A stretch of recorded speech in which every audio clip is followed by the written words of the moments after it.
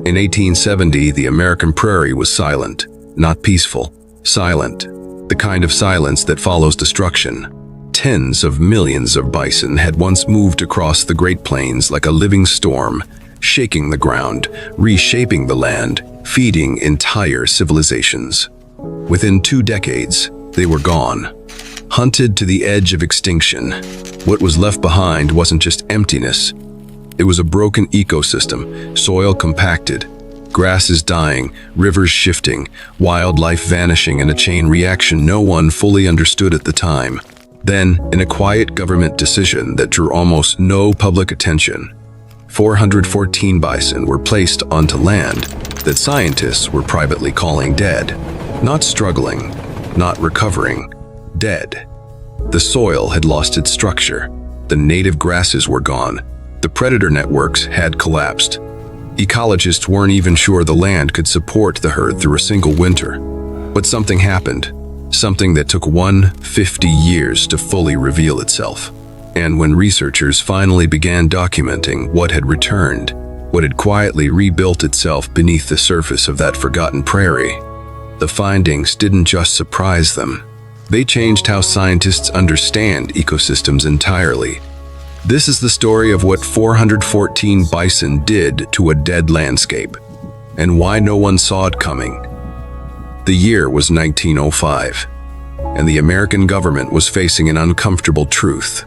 The bison were almost gone, not dwindling, not declining, almost gone, where an estimated 30 to 60 million animals had once roamed freely across North America. Fewer than 1,000 remained, scattered, isolated, barely surviving in fragmented pockets of land. The slaughter had been systematic.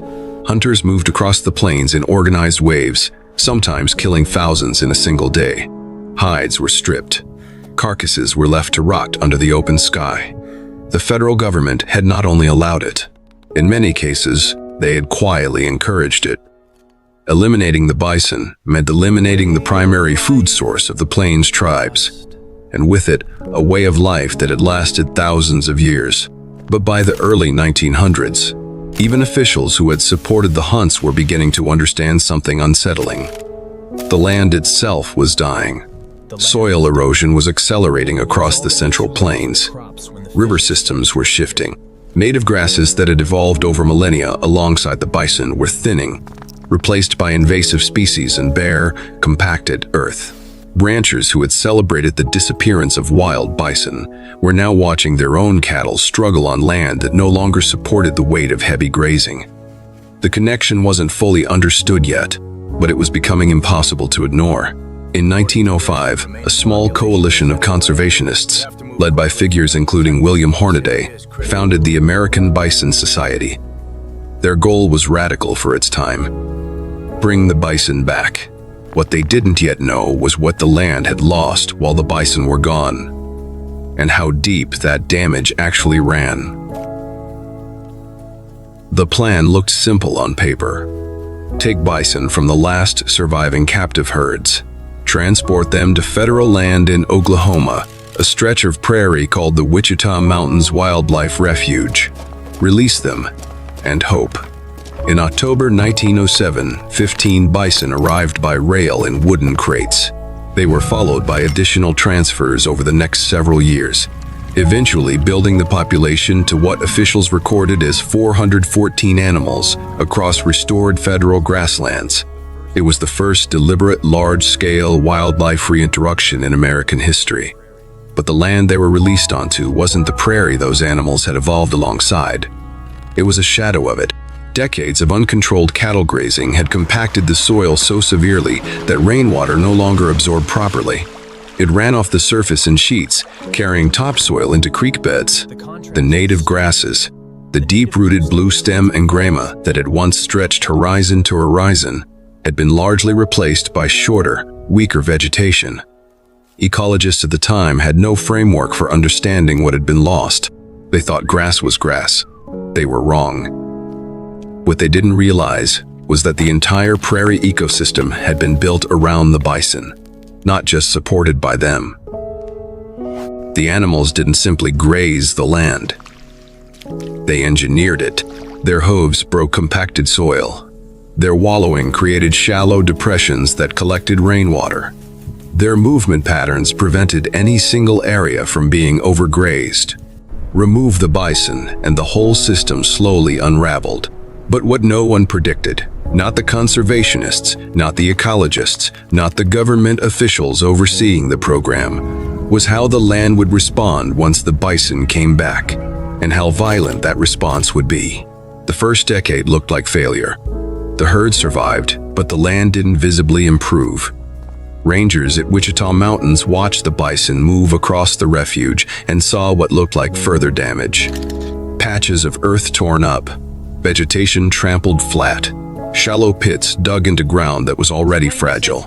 To untrained eyes, it looked like the animals were finishing what the cattle had started. Several officials pushed to reduce the herd size. The bison, they argued, were accelerating the erosion, not reversing it. What those officials didn't understand was that they were watching a process that operated on a timeline no quarterly report could measure. Beneath the surface, something was already shifting. The bison's hooves, cracking compacted soil with every step, were creating microscopic channels that hadn't existed in decades. Channels that allowed water to move down instead of running off.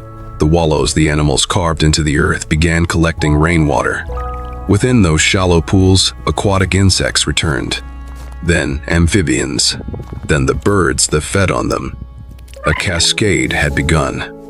But it was invisible to anyone not specifically looking for it. Then, in the 1930s, something happened that reframed everything.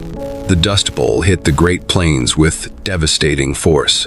Millions of acres of unprotected topsoil were stripped away by wind and drought. Entire farming communities were buried.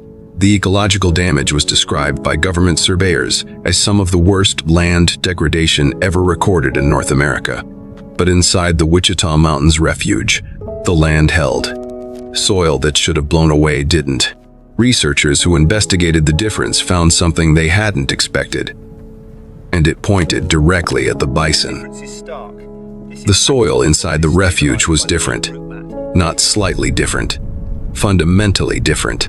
Researchers pulling core samples in the years following the Dust Bowl found that the earth beneath bison grazing land had retained a microbial complexity that surrounding prairie had completely lost. Bacteria, fungi, organisms so small they had no common names. A living underground network rebuilt quietly over 3 decades by nothing more than hoof pressure, dung, and the natural movement patterns of a herd. The bison hadn't just grazed the land, they had been slowly rebuilding its immune system. But the discovery created an uncomfortable question. If the land inside the refuge had survived the Dust Bowl because of the bison, what did that mean for the millions of acres outside it that had no bison at all? Government soil surveyors began comparing data. The results were difficult to publish without controversy. Land adjacent to the refuge, land that had been managed, irrigated, fertilized, and carefully maintained by ranchers and agricultural departments, was measurably less stable than land that had simply been left to the bison. Some ranchers refused to accept the findings. A few called the surveys politically motivated. One agricultural official in Oklahoma privately documented his own shock in a report that sat buried in federal archives for decades, only recovered and published by historians in the early 2000s. His notes described the refuge soil as behaving in ways that existing agricultural science couldn't fully explain. He used one phrase repeatedly: "The land is alive again." But what no one had tracked, what no one had even thought to measure until the 1990s, was what was happening above the soil, in the grasses, in the root systems, in the sky above the refuge, and the scale of it was something no one had anticipated. By the 1990s, ecologists had a new set of tools: satellite imaging, soil spectrometry, long-range wildlife tracking. And when they turned those tools toward the Wichita Mountains refuge, toward the land where those original 414 bison had been released nearly a century earlier, what they documented was difficult to process. The native bluestem grasses had returned, not partially, not in isolated patches. Across thousands of acres, The deep-rooted grass systems that had been declared functionally extinct in the region were growing again, rebuilt from dormant seed banks that had survived underground for decades, waiting for the right conditions the bison had quietly recreated. But the grasses were only part of it. Bird species not recorded in the region for over 60 years had reappeared. Elk populations that researchers assumed were permanently gone had drifted back through natural migration corridors that the recovering grassland had reopened. Even the water table had shifted. Streams that had run dry or reduced to seasonal trickles were flowing again, fed by soil that could now absorb and hold rainfall the way it once had. One ecologist who spent 15 years studying the refuge described the transformation in the 2004 paper with language that was unusually direct for academic writing. He wrote that the prairie had not simply recovered, it had remembered. The biological memory of the ecosystem, encoded in dormant seeds, surviving fungi, fragmented insect populations, had been waiting. Not for human intervention, not for scientific management, for the return of the one animal the entire system had been built around. 414 bison onto dead land. 150 years later, a prairie that breathes again. The question that remains, the one ecologists are still debating, is how many other dead landscapes across this continent are still waiting for the same thing, and whether we'll make the decision in time